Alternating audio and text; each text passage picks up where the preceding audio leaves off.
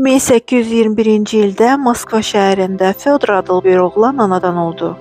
Atası zədəgan, anası tacir qızı idi. Atası Mikhail Dostoyevski təqaüdə çıxmış hərbi həkimdi və kasıblar üçün təşkil edilmiş Marin xəstəxanasında çalışırdı. Ailə də elə burada xəstəxananın yanında olan əlavə tikilidə qalırdı. Fyodor da bu xəstəxanada dünyaya gəlmişdi. 6 övladı olan ailədə Fyodor ikinci uşaq idi.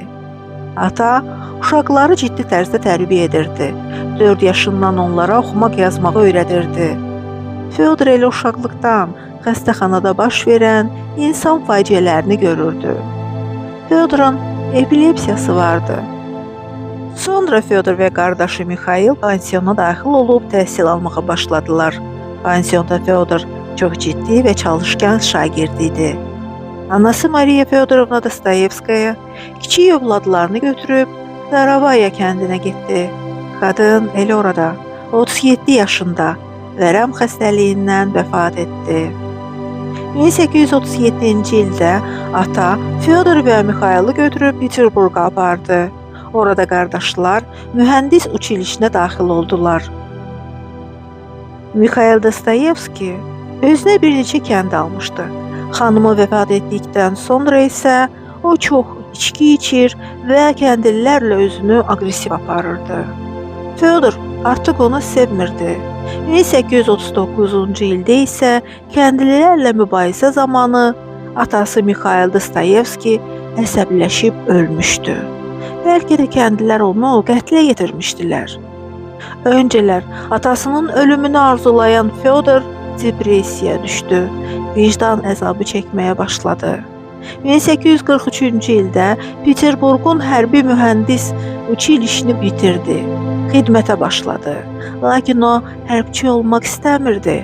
Atasının vəfatından sonra istefa verdi və poruçik vəzifəsində ordunu tərk etdi. Özünü ədəbiyyata həsr etmək arzusu ilə çalışmağa başladı.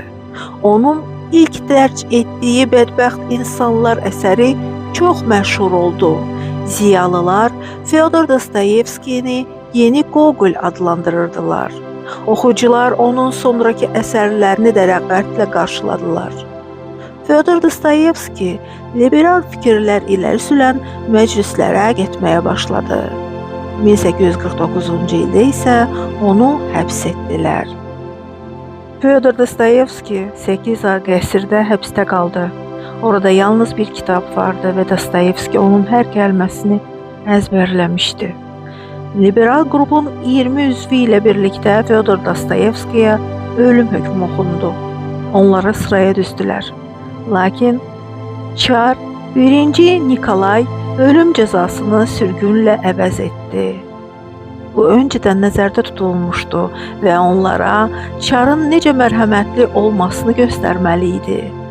Bu səhnə Fyodor Dostoyevskinin xatirələrində çox dərin iz buraxmışdı. Qrupdan biri dəli belə olmuşdu. Fyodor Dostoyevski yazırdı. Bizi küçəyə çıxardılar. 2 sıra düzdülər və yaşamaq üçün mənim yalnız 5 dəqiqə vaxtım var idi. Mən bu zamanın 5 dəqiqədə uzanacağına ümid edirdim. Çar 1. Nikolay Fyodor Dostoyevskiyə 4 il sürgün verdi və onu Semipalatinskaya göndərdilər. Orada Fyodor Dostoyevski mujiklərlə birlikdə yaşamalı oldu. Onların zaydəganlara, ziyalılara nifrətini hiss etdi. Fyodor Dostoyevski elə orada vərəm xəstəsi olan, lakin gözəlliyi ilə çoxlarını maraqlandıran Mariya Dmitrievna ilə evləndi. Fyodor Dostoyevski ədəbiyyata özünü həsr edib bir-birindən gözəl əsərlər yazmağa başladı. Öncələr liberal ideyalarını dilə gətirən Fyodor Dostoyevski indi imperiya və Çar aşiqinə çevrildi. Artıq onun ismi dillərdə əzbər idi. Ona görə Çar 1. Nikolay onu əfv edib paytaxta qayıtmasına izin verdi.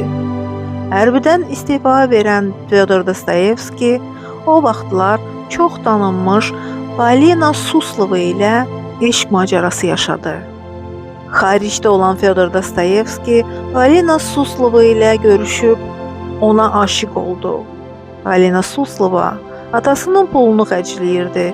Feminist fikirləri olan azad bir qadın idi. Saçlarını qısa kəstirirdi. Bu da o vaxtlar qeyri-adi bir hərəkət idi.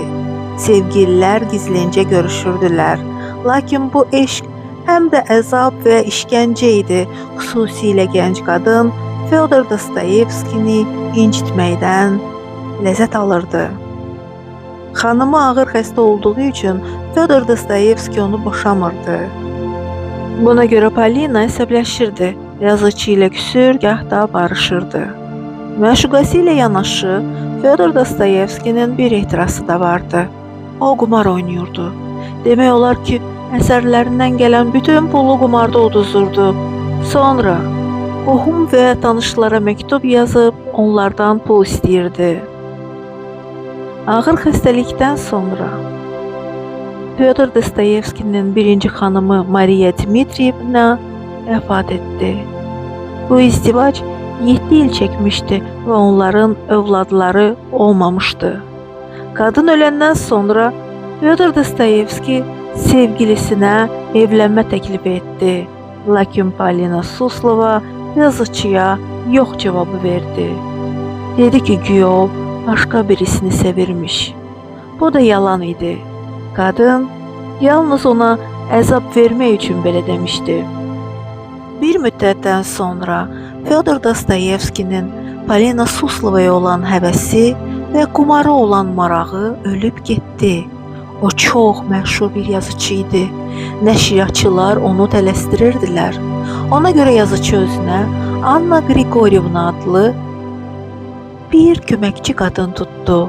Nəticədə əl yazmasını vaxtında nəşriyyatçıya verdi və qadınla evləndi.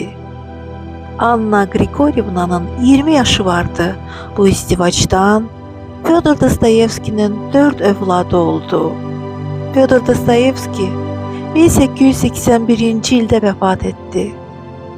Rəssam Kramskoy qələmlə onun şəklini belə çəkmişdi. Bu rəsmdə sanki o ölməyib, sakit yatıb, üzündə təbəssüm var. Fyodor Mikhailovich Dostoyevski dünya ədəbiyyatının ən böyük psixoloq yazıçılarından biri sayılır. Dahi Rus mütəfəkkiridir. Onun yaradıcılığında insan ruhunun ən dərin qatlarında olan mənəvi istirablar araşdırılır və bu müasir psixologiya və fəlsəfə üçün nəhəng bir göstəricidir. Dostoyevskinin əsas romanları dünya ədəbiyyatının şah əsərləri hesab olunur. Cinayət və Cəza. Raskolnikov adlı tələbənin ideoloji səbəbdən törətdiyi qətl və sonraki mənəvi əzabından bəhs edir. Karamazov qardaşları. Ailə dramı, əxlaq mövzuları, tanrı və azad iradəni özündə əks etdirir. İdiot əsəri. Cəmiyyətin axmaq kimi gördüyü, lakin əslində mənəvi təmizliyi ilə seçilən adamın hekayəsidir. Dostoyevski insan ruhunun ən dərin qatlarını, mənəvi istirablarını anlayan bir şəxsiyyət idi.